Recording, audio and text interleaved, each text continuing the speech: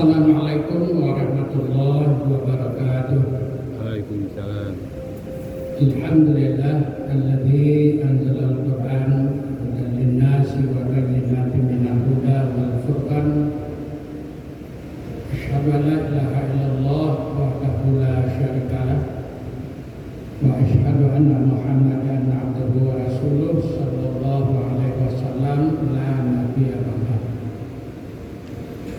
Ani bin Umar radhiyallahu anhu qala Rasulullah sallallahu alaihi wasallam tuhbitul a'malu sittatu asya' al-ishtighalu bi uyubin nas illatul haya kiswatul qalbi hubbud dunya tulul amal al-azlamu la yantahi rawahu Muslim.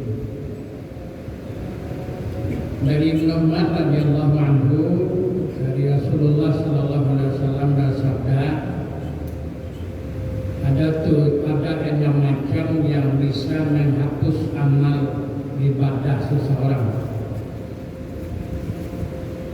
Yang pertama adalah orang-orang yang selalu sibuk dengan keburukan atau cacat yang ada pada diri orang. Jadi bapak-bapak dan ibu-ibu jamaah yang berbahagia,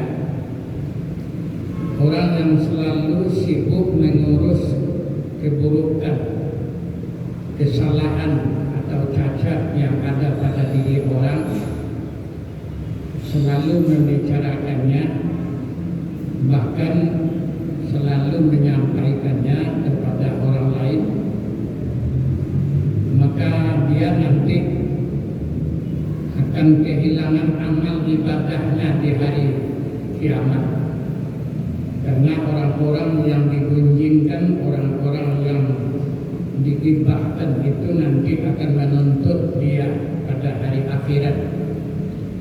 Di hari yang tidak ada uang, tidak ada lagi kecuali amal yang bisa mengganti kesalahan kita kepada orang lain, sehingga amal dan ibadahnya menjadi terhapus atau hilang. Yang kedua adalah illatul haya, orang-orang yang kurang rasa malu. Orang yang kurang rasa malunya itu dia akan banyak melakukan kesalahan-kesalahan dalam hidupnya, terutama kesalahan-kesalahan yang dilakukan terhadap orang lain, merugikan orang, menzalimi orang, memfitnah orang dan lain sebagainya.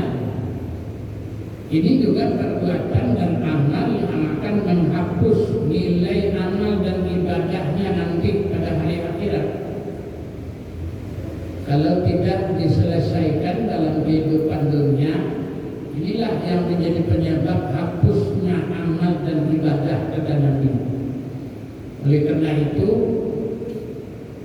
jangan kita menjadi orang-orang yang kurang rasa pemalu, tapi tanamkanlah rasa pemalu itu sehingga kita tidak banyak, kalau bisa tidak ada melakukan kesalahan-kesalahan terhadap orang lain. Yang ketiga kata Rasulullah, kiswatul qalbi, orang yang kesat hati, kasar hati. Jadi ada orang-orang yang kesat hati, kalau seandainya ada pada kita, ya kita cobalah menghilangkan.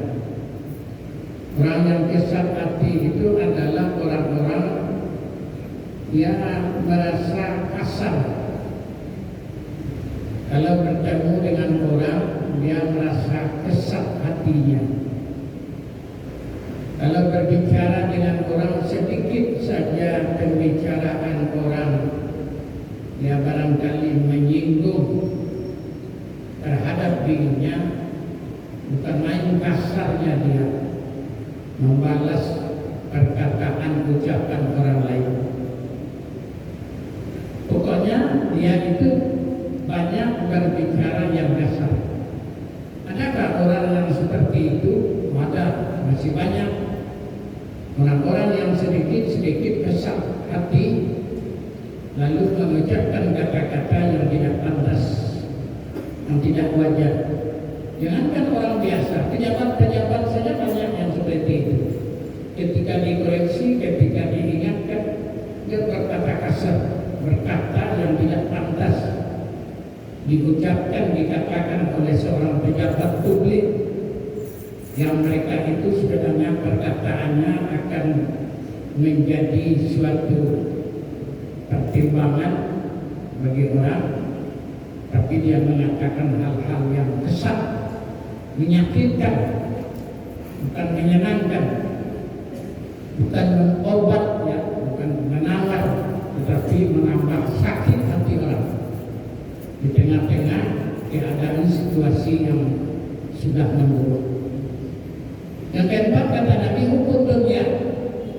Hukum dunia artinya cinta yang berlebihan kepada dunia ini juga akan menyebabkan terhapusnya amal dan ibadah seseorang. Nah, orang-orang yang hukum dunia itu sering melakukan kesalahan. Ini sebenarnya apa yang dikatakan oleh Nabi ini penyebab banyaknya orang melakukan kesalahan sebenarnya ini. Di hukum dunia itulah yang banyak menyebabkan orang-orang melakukan kesalahan. Dengan cintanya pada dunia tumbuhlah rasa sifat rakusnya, tamaknya, ya, berbohong, merugikan orang dan segala macam. Kenapa? Karena ada penyakit di dalam jiwanya, yaitu hukum dunia. Orang yang sangat cinta kepada dunia dengan segala perhiasannya. Yang kelima, tulul amal, orang yang panjang angan-angan. Jadi orang yang berangan-angan ini banyak melakukan kesalahan. Berangan-angan ingin jadi kaya mendadak. Banyak orang-orang yang investasi bodong. Banyak orang-orang yang memberikan uang supaya uangnya itu dilipat gandakan kepada dukun, kepada orang pintar. Ya, bukan dunia ini semakin cerdas, banyak orang semakin bodoh. Masa dia bisa uang dilipat gandakan dikasihkan kepada uang? Ya, tertipulah dia. Investasi bodong, tertipulah dia. Karena ingin cepat kaya, karena hidup dengan angan-angan. Orang yang hidup dengan dunia angan-angan, ya begitu. Hidup ini lotre-lotrean, hidup ini ya tidak dengan usaha dan kerja keras, berangan-angan ingin menjadi cepat kaya, berlipat ganda. Dan yang terakhir kata Nabi adalah al-azlamu la yantahi, yang akan menjadi hapusnya amal seseorang itu adalah al-azlam la yantahi, orang yang berbuat kezaliman, yang tidak mau berhenti-berhenti. Kerjanya hanya membuat kezaliman kepada orang lain dan tidak mau berhenti, tidak mau sadar-sadarnya. Banyak orang bertanya, banyak orang merugi, banyak orang bangkrut, banyak orang ya susah hidup gara-gara dia, tapi dia tetap juga melakukan kezaliman. Itu namanya al-azlamu la yantahi, kata Nabi dalam hadis ini. Dan itulah yang akan menghabiskan amal ibadah seseorang nanti pada kehidupan hari akhirat. Oleh karena itu, mari kita hindarkan, mari kita hentikan kalau ada kita melakukan, dan mari kita jauhkan dengan sifat yang telah disebutkan dalam hadis riwayat Muslim dari Rasulullah SAW ini. Terima kasih. Billahi taufiq wal hidayah. Assalamualaikum warahmatullahi wabarakatuh. Waalaikumsalam warahmatullahi wabarakatuh.